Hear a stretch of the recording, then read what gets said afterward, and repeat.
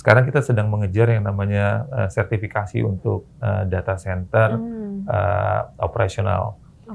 Sekarang kita berada di level 3, memang masih jauh untuk bisa sampai ke level 5. Seakan-akan kami melihatnya incident security itu menjadi tugasnya orang IT saja. Nah, ini yang juga sedang kita create policy-nya nih Mbak, tentang bagaimana menghandle sebuah security incident. Kita perlu aware tentang resiko dan menjadi bagian dalam pengelolaan resiko itu sendiri.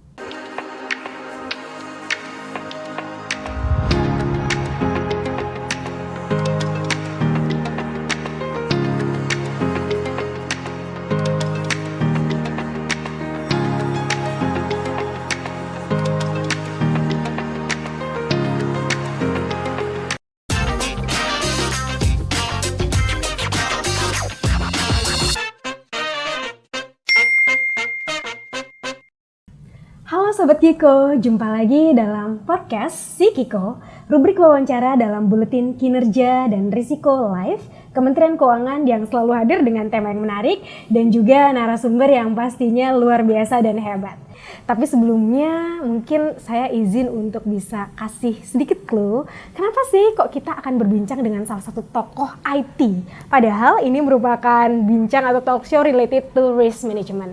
Jadi kalau kita bicara mengenai World Economic Forum data gitu ya, yang mana salah satu highlight of risk yang perlu untuk kita perhatikan itu adalah cyber security risk, kemudian ada juga misinformation risk, dan semuanya itu related banget ini dengan teknologi informasi. Dan ada lagi satu hal yang rasanya perlu untuk kami highlight gitu ya, sebuah prestasi. Jadi beberapa bulan yang lalu Kementerian Keuangan baru saja dinilai tentang maturity-nya terkait dengan SPBE atau Sistem Pemerintahan Berbasis Elektronik. Dan ada hal yang menarik, angka overall dari penilaian SPBE tersebut dinilai oleh Kemenpan RB, angkanya adalah 4,66 out of 5. Artinya tinggi ya, big applause untuk kita semuanya.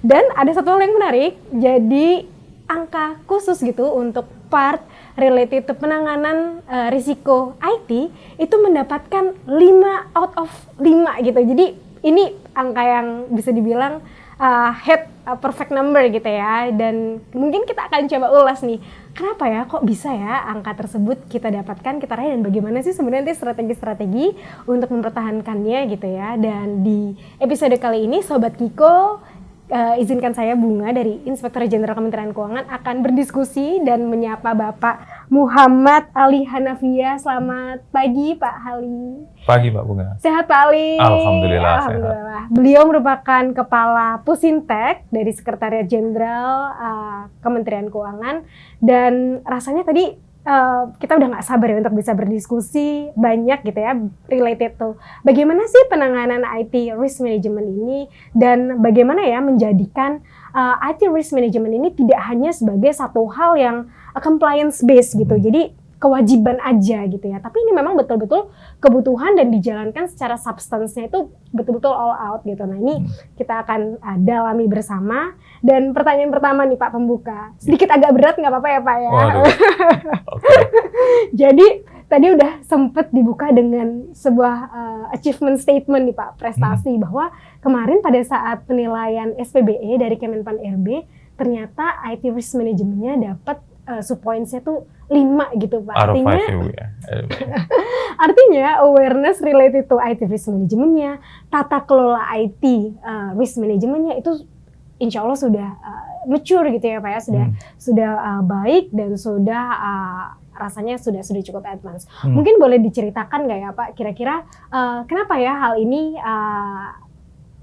bisa tercapai, strategi-strategi apa yang dilakukan, dan kira-kira mungkin highlight-highlight apa sih yang mungkin Bapak pikir ini tuh menjadi satu kunci yang menjadikan kita akhirnya bisa berada atau mencapai titik tersebut. Katanya kalau nggak salah dengar-dengar kita sudah ini ya Pak ya, sudah terintegrasi dengan beberapa ISO juga 20001, kemudian 20001 juga. Jadi mungkin nanti boleh diceritakan. Silakan Pak Ali. Baik, terima kasih Mbak Bunga. Memang kalau ngelihat IT-nya Kementerian Keuangan, kita nggak bisa hanya melihat dengan kondisi saat ini. Tapi saya juga khawatir tuh tadi Mbak Bunga bilang kita bisa mendapatkan perfect score, ya, 5 out of 5 itu. Saya khawatir kita complacent. Saya khawatir bahwa kita merasa we are at the top level gitu dan nggak ada lagi resiko yang perlu kita khawatirkan. Padahal yang namanya resiko itu terus berkembang gitu ya. Apalagi challenge-nya sekarang dengan digitalisasi, Kementerian Keuangan kan backbone dari seluruh proses bisnisnya adalah digital. Dan ini mengakibatkan risiko tentang pengelolaan IT-nya semakin meningkat gitu, Mbak Bunga.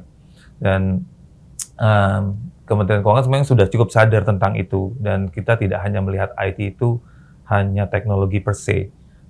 Jadi mulai dari tata kelolanya, kebutuhan bisnisnya, bagaimana merespon terhadap kebutuhan masalah layanan kepada penggunanya, itu betul-betul diperhatikan oleh kita.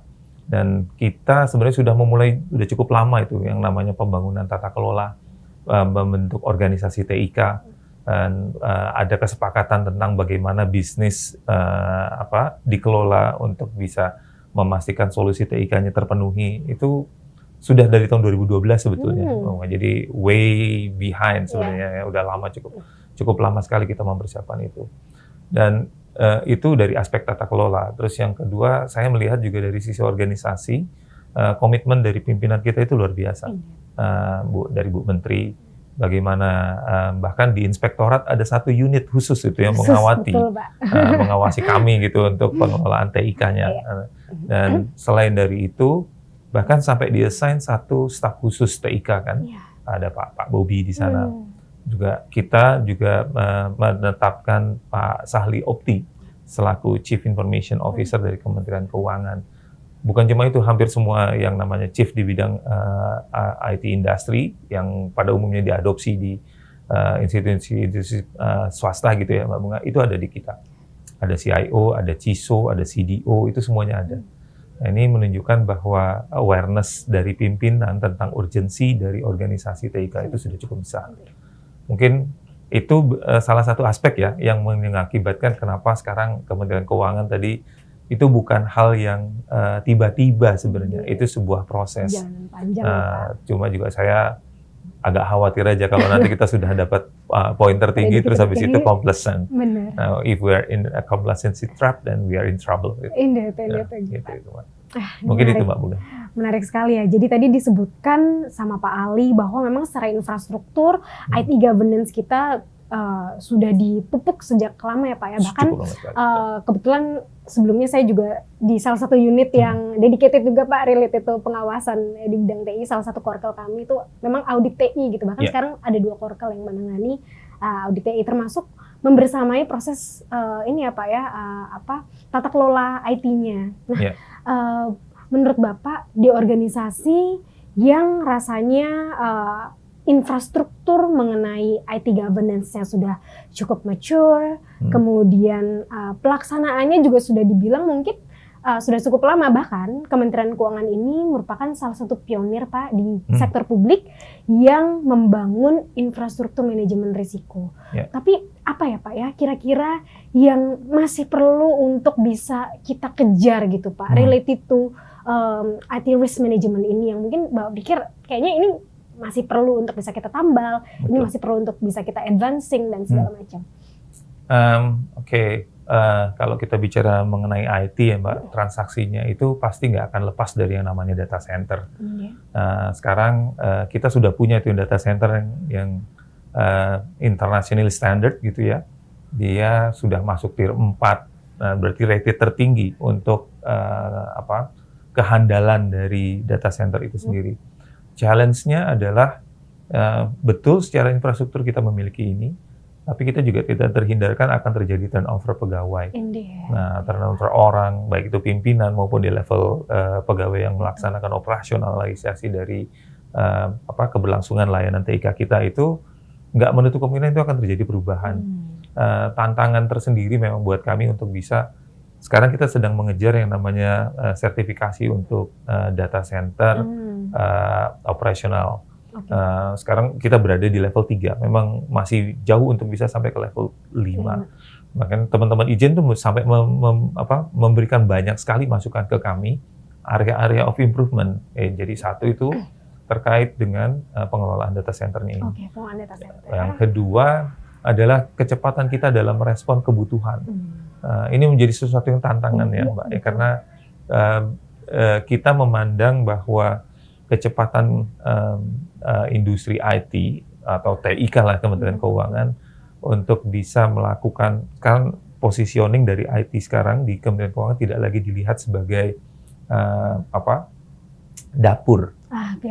It's no longer the kitchen lah ya. Although saya sometimes bilang sama teman, we are the kitchen hands. No. Kita harus sadar bahwa apa yang kita lakukan di kitchen itu punya konsekuensi kepada kualitas layanan gitu. Kadang-kadang kan teman-teman, kita apa sih dampaknya gitu ya. Mindset ini yang saya coba rubah itu dari sisi para engineer. Tapi juga yang nggak kalah challenging ini Mbak Bunga adalah mindset dari para pimpinan kita, juga mindset dari para pengguna layanan kita. Kenapa saya bilang mindset dari pimpinan? Pimpinan kan keinginannya cepat terus ya. Pokoknya solusi harus cepat keluar. Bahkan ada kecenderungan di masa-masa lalu nih Mbak Bunga. Setiap pimpinan ingin meninggalkan legacy. Akhirnya menciptakan silos di dalam sistem itu. Nah, ini yang mungkin perlu menjadi perhatian bersama. Fokus kita adalah memastikan kualitas layanan betul, tapi juga kita perlu menjaga keamanan sistem informasi itu sendiri. Jangan sampai karena ingin memplease pimpinan ya, kita jadinya menegasikan itu isu-isu masalah atau mengenyampingkan lah.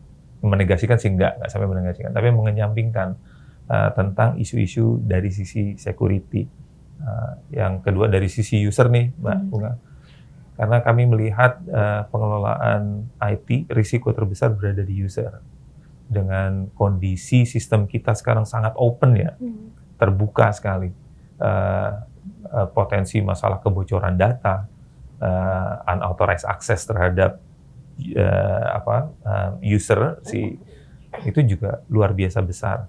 Dan yang kami khawatirkan adalah end user ini menjadi lubang untuk bisa masuk dan melakukan intrusi terhadap sistem kita. Nah, itu yang concern terbesar kita saat ini. Gitu Mbak Bunga. Wah, ini sangat menarik sekali ya, dan rasanya betul Pak. Jadi saya juga pernah membaca beberapa jurnal Pak related to IT security, dan end user-nya sebenarnya makanan paling empuk mungkin ya Pak ya, yang kalau bisa dianalogikan gitu ya, yang mungkin bisa disasar gitu oleh para penyerang quote unquote. Ya, baiklah. Tadi Sobat Kiko kita udah mendengar jawaban yang rasanya luar biasa banget gitu ya dari Pak Ali, dan sekarang saya izin untuk menukik dalam lagi nih Pak. Tadi Pak Ali sempat cerita bahwa ada beberapa problem gitu yang rasanya perlu untuk bisa kita solving. Nah, ini mungkin saya izin highlight untuk mitigasi risikonya nih Pak. Kita tahu bahwa tadi World Economic Forum highlighting beberapa IT risk, lalu kemudian tadi Pak Ali juga highlighting beberapa real gitu ya, risk related to IT yang sudah diidentifikasi di Kementerian Keuangan, bagaimana kemudian data centernya, kemudian mungkin data security, privacy, atau bahkan related to bagaimana sebenarnya IT governance-nya betul-betul bisa kita jaga gitu ya Pak, pagarnya gitu. Nah, ini kira-kira mitigasi risiko seperti apa ya Pak ya yang sudah disiapkan oleh rekan-rekan di Pusintek gitu ya, yang kira-kira ini insya Allah bisa untuk bisa hitting back atau mungkin mensecurekan gitu ya risiko tersebut gitu Pak. Oke, namanya risiko kan pasti ada itu ya. Dan tugas kita adalah memitigasi. Dan banyak hal yang sudah kita persiapkan secara institusi, organisasi yang kita bentuk ya. Karena kesepakatan organisasi TIK di Kementerian Keuangan itu adalah bentuknya federated. Mungkin Mbak Bunga masih ingat tuh ya. Jadi ada beberapa yang sifatnya common itu dikelola oleh Pusintek. Mulai dari investasi, terus pembangunan sistem, pengelolaan sistem, itu yang kita sepakati. Terus hal-hal yang sifatnya spesifik, itu dikembangkan oleh masing-masing unit eselon 1 selaku pemilik bisnis prosesnya. Nah, ini mengakibatkan adanya potensi ketidaksamaan dalam proses pengembangan sistem itu sendiri. Jadi banyak investasi yang kita lakukan, ada forum, beberapa forum kita create ya. Untuk masalah security, kita punya forum yang namanya OKI, Organisasi Keamanan Informasi di Kementerian Keuangan. Terus juga untuk data, tadi betul Mbak Bunga mengangkat isu tentang data security dan data privacy, which is sekarang sangat vokal ya, itu menjadi focal point nih sekarang. Bahkan undang-undang PDP sebentar lagi akan bergulir. Kita selaku pengelola sistem bisa berpotensi menjadi pihak-pihak yang dipersalahkan kalau terjadi kebocoran data. Nah, aspek-aspek ini menjadi tantangan betulan Mbak Bunga. Jadi ada forum bulanan yang kita lakukan, bahkan yang tadi saya sampaikan di level C, itu kita punya forum yang namanya pengawasan dan operasional. Setiap bulan kita melakukan monitoring terhadap isu-isu pengelolaan TIK. Dan sekiranya yang namanya insiden dari security itu terjadi, kita juga punya yang namanya CSIRT, Computer Security Response Team gitu, terhadap sebuah insiden. Ini memang kita coba pastikan. Sekarang yang sedang kami lakukan ini Mbak Bunga, isu resiko masyarakat kita banyak melihat nih ya, belakangan ini security threat terjadi di institusi pemerintah. Betul. Dan respons kita, atau kita lihat bagaimana respon terhadap terjadinya sebuah insiden itu macam-macam gitu. Sepertinya nggak standar gitu ya. Ada yang ngeles, ada yang mengakui, ada dan sebagainya, dan seterusnya lah. Seakan-akan kami melihatnya insiden security itu menjadi tugasnya orang IT saja. Nah, ini yang juga sedang kita create policy-nya nih Mbak, tentang bagaimana menghandle sebuah security incident yang selama ini kita persiapkan terkait dengan drill, DRP drill, situasi di mana data center itu tidak lagi bisa diakses. Penyebabnya mungkin bisa jadi karena salah satunya ya mungkin aspek security tadi. Tapi bagaimana merespons sebuah insiden security yang tidak hanya melibatkan orang IT tentunya ya, kita karena juga butuh respons bantuan dari teman-teman yang punya kemampuan mengkomunikasikan secara baik kepada publik gitu ya tentang situasi yang saat ini terjadi tanpa membuat situasinya menjadi lebih runyam gitu. Nah, itu kita perlu teman-teman di Biro KLI. Dan juga kita juga perlu nih teman-teman di Biro Advokasi untuk mengantisipasi gitu. Nah, ini yang sedang kita persiapkan. Sudah kita lakukan sekali tabletopnya nih, Mbak Bunga, melibatkan banyak pihak, baik dari BSSN, Kominfo, juga beberapa konsultan kita libatkan, dan seluruh unit eselon 1. Rencana akan kita drill tahun ini. Jadi kalau sebelumnya kita pernah melakukan phishing drill, nah itu menjadi salah satu wujud bahwa kita betul-betul memperhatikan ini, isu-isu di sisi end user itu memang belum selesai dan nggak akan pernah selesai. Jadi saya juga khawatir sebenarnya dianggap bahwa setelah kita punya security policy yang baik, sudah melakukan phishing drill, security drill, kita makin complacent, we're ready lah kalau ada apa-apa. Nah itu, tapi isunya dalam security itu adalah yang terbesar ya, adalah masalah reputasi. Resiko reputasi ini it's not easy, it's not. Nah, kalau resikonya masalah uang kita bisa. Especially for public sector for ya Pak public ya. sector. Ini masalah reputasi itu bisa berimpact kepada trust. Nah ini yang betul-betul kami jaga, jangan sampai pernah kita mengalami sebuah insiden yang kita nggak mampu untuk kelola gitu, Mbak Bunga. Gitu. Wow. Very juicy banget jawabannya, rekan-rekan Sobat Kiko.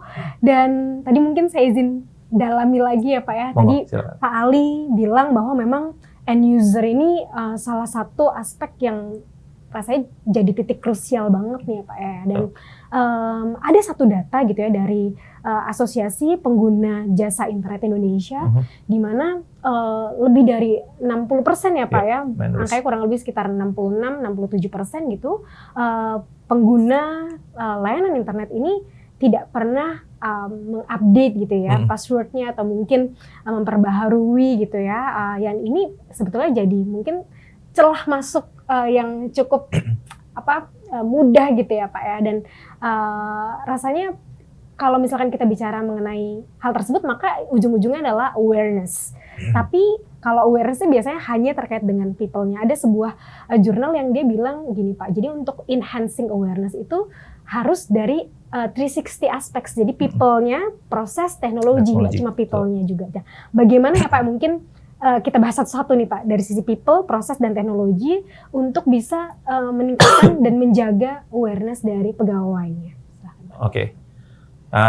Betul sekali Mbak Bunga, isu di pengelolaan security itu tadi 3 aspek yang tadi Mbak Bunga sebut ya, people, process, dan teknologi. Saya akan berbicara mengenai people yang terakhir ini Mbak Bunga, karena ini yang paling besar. Tadi 67% security breach itu berasal dari aspek people-nya, bukan aspek teknologinya. Dari sisi teknologi, kayak rasa Kementerian Keuangan cukup advance dan cukup memperhatikan urgensi atau memikirkan investasi-investasi di aspek ini, mulai dari softwarenya, perangkat kerasnya, dan bagaimana mengadopsinya, itu kita lakukan. Dari sisi proses, kita juga masukkan ini ke dalam embedded, ke dalam proses deployment dari sebuah solusi. Memang pada saat ini, kita menyadari bahwa proses ini sedikit agak terlambat ini, karena proses pengujian security itu dilakukan ketika pengembangan produk itu sudah selesai, yang kita sebut sebagai vulnerability test. Nah, setelah itu kita ada lagi yang namanya ini bagian dari kebijakannya ya, ada proses yang namanya vulnerability assessment. Jadi sistem-sistem yang sudah live itu kita lakukan pengujian ini white box kalau istilahnya para hacking gitu ya. Jadi memang sesuatu yang sudah kita ketahui dan kita minta untuk melakukan pengujian. Dan yang terakhir itu kita juga minta pihak lain untuk melakukan pengujian terhadap kualitas security dari sistem kita. Di luar Kemenq Di luar dari Kemenq. Itu yang kita sebut sebagai ITSA. Ini kita melibatkan teman-teman dari auditor di luar, security auditor di luar dari pemerintahan. Kalau dari institusi pemerintahnya, kita minta BSSN untuk melakukan itu. Dan Ijen juga punya itu Mbak, mekanisme internal kita yang kita sebut sebagai red teaming, blue teaming itu. Ya, jadi ada yang attacking ya, teman-teman Ijen yang coba intrude, coba masuk ke dalam sistem, dan teman-teman si pengelola sistem diminta untuk defense. Ya. Itu bagian dari proses. Hal-hal ini menjadi nggak bermanfaat jadinya Mbak, seandainya aspek people-nya itu tidak kita perkuat. Memang kalau dari kami menyadari aspek people ini sesuatu yang sangat challenging, tapi faktornya bisa jadi kontribusi dari kita selaku pemilik sistem. Dengan jumlah sistem yang sedemikian banyak, masing-masing sistem punya kredensial sendiri-sendiri. Mau nggak mau ya, nggak mungkin orang bisa menghafal username dan password untuk bisa mengakses ke dalam sistem yang jumlahnya puluhan. Pasti dia akan punya catatan tersendiri. Atau dia buat satu generic password untuk semua user. It's problem, jadi problematik. Jadi tidak hanya usernya, tapi di sisi sistem juga kita arahkan untuk melakukan perubahan. Ini yang kita bangun, kita sebut sebagai pengelolaan kredensial. Dan sekarang kita dorong agar menggunakan SSO ya, single sign on. Dan yang juga sekarang kita juga dorong itu Mbak Bunga, pengadopsian multi-factor authentication untuk bisa mengakses ke dalam sistem. Jadi kita tidak hanya mengandalkan username dan password, which this one, username dan password itu sangat mudah untuk di breach. Nah, ada juga beberapa berpikiran bahwa dengan menggunakan CAPTCHA it's already secure. It's not. So karena once username dan passwordnya sudah breach, sudah compromise, then you can easily going into even dengan menggunakan CAPTCHA. Nah, makanya kita enforce ini mulai tahun ini, kita paksa semua sistem sampai dengan tahun 2024 akhir harus mengadopsi MFA, apapun bentuk teknologinya. Ya. Kalau sistem-sistem yang kami kelola di Pusintek semuanya sudah mengadopsi MFA. Memang suffer betul waktu pertama kali kita mengadopsi itu, wah itu luar biasa ya, teriakan-teriakan dari pengguna ke kita gitu. Tapi ya for the sake of security, we have no room untuk compromise untuk hal seperti ini. Nah, ini sisi user ini betul-betul menjadi focal point buat kami sekarang, Mbak. Dan dari sisi pimpinan juga melihat hal yang sama. Bahkan sekarang udah ada kebijakan one employee, one device itu ya, Mbak. Itu disediakan oleh kita, yang dibelikan dengan menggunakan perangkat end users dan bentuknya laptop gitu ya. Itu yang beli juga kami nih, Mbak. Jadi consolidated dilakukan pembeliannya oleh Pusintek atas permintaan dari seluruh unit semua satu. Targetnya di tahun 2024 ini kita bisa penuhi semua kebutuhan itu, karena setiap tahun kita beli hampir 15.000, 20.000 gitu. Tujuannya untuk itu. Dan nanti ya mungkin suatu saat kita akan sampai bisa melakukan pembatasan akses. Jadi yang namanya device kantor hanya untuk kebutuhan pekerjaan. Di luar dari pekerjaan Ini juga aspek-aspek security yang sekarang jadi in sebetulnya di dunia-dunia industri yang sangat heavy di IT. Itu hal ini kayaknya juga perlu jadi perhatian di Kementerian Keuangan berikutnya. Itu, Mbak. Wah, luar biasa. Keren sekali jawabannya, Pak, dan couldn't agree more gitu ya. Dan tadi kayaknya kita udah coba mengulik-ulik gitu ya, knowledge-nya Pak Ali yang mungkin dari sisi teknikal dan ternyata keren banget. Sekarang kita cooling down nih Pak ke pertanyaan yang mungkin lebih general gitu Pak. Jadi tema hari ini kan sebetulnya adalah risk management, kebutuhan atau sebetulnya kewajiban gitu ya Pak ya. Nah, kira-kira what do you think gitu Pak related to that kind of things gitu Pak. Jadi kalau kita bicara tentang manajemen risiko khususnya mungkin pengelolaan risiko IT gitu ya di Pusintech, menurut Bapak manajemen risiko itu kewajiban atau kebutuhan? What do you say about it? It's already a need kayaknya Mbak. It's like air for us lagi kayaknya kalau buat saya itu kayaknya manajemen risiko kalau kita abaikan ya sama kita berusaha tidak menghirup udara gitu. Betul. We could suddenly that gitu ya. Nah, sistem kita could suddenly stop working gitu. So buat saya itu sebuah kewajiban Mbak. Sebuah kebutuhan bahkan. Sebuah kebutuhan ya Pak ya. Ini kayak udara ya Pak ya kalau buat manusia. Menarik sekali dan karena kita sudah di penghujung nih Pak sharing session kita di kesempatan hari ini, Sobat Kiko, mari kita dengarkan closing statement dari Bapak Ali. Silakan Pak Ali. Oke, rekan-rekan Sobat Kiko, mengingat masalah resiko, manajemen resiko ini itu bukan hanya tugas pimpinan, tapi tugas kita semua. Kita perlu aware tentang resiko dan menjadi bagian dalam pengelolaan resiko itu sendiri. Dan khusus dari kami nih, pengelola TIK Kementerian Keuangan, meminta dukungan dari teman-teman semuanya, Sobat Kiko, untuk juga menjadi bagian integral dalam proses menjaga kehandalan dan keamanan sistem informasi yang dimiliki oleh Kementerian Keuangan. Jadi jangan abai ya. Yang kedua, pastikan Anda semuanya juga aware terkait dengan aspek-aspek di sisi perangkat yang sehari-hari Anda gunakan. Beberapa pesan sering sudah kita kampanyekan, seperti tidak menggunakan Wi-Fi gratisan, ya. Terus juga diminta pastikan Anda melakukan peremajaan password secara reguler, dan pastikan antivirus yang ada di dalam komputer Anda itu juga sudah terkini. Tapi yang paling penting buat saya adalah jangan pernah merasa Anda sudah secure. Feeling secure, that means you are insecure. Wah, luar biasa sekali, keren banget. Pak Ali, terima kasih banyak sudah hadir tengah-tengah kami dalam sharing session hari ini. Sobat Kiko, demikianlah rubrik wawancara dalam kesempatan pagi hari ini yang luar biasa sekali. Tadi kita sudah bersama-sama mendengarkan materi yang super juicy dan daging gitu ya dari Pak Ali, related to manajemen risiko, kewajiban, atau kebutuhan.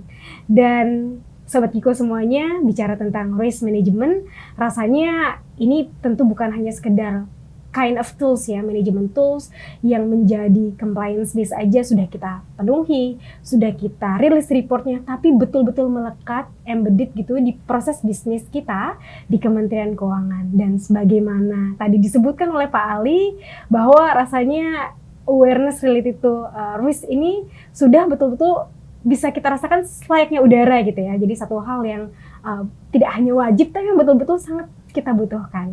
Akhir kata, senang sekali saya Gresika Bunga bisa memandu acara di kesempatan hari ini. Dan sampai jumpa lagi. Wassalamualaikum warahmatullahi wabarakatuh. Sampai bertemu lagi Sobat Kiko semua.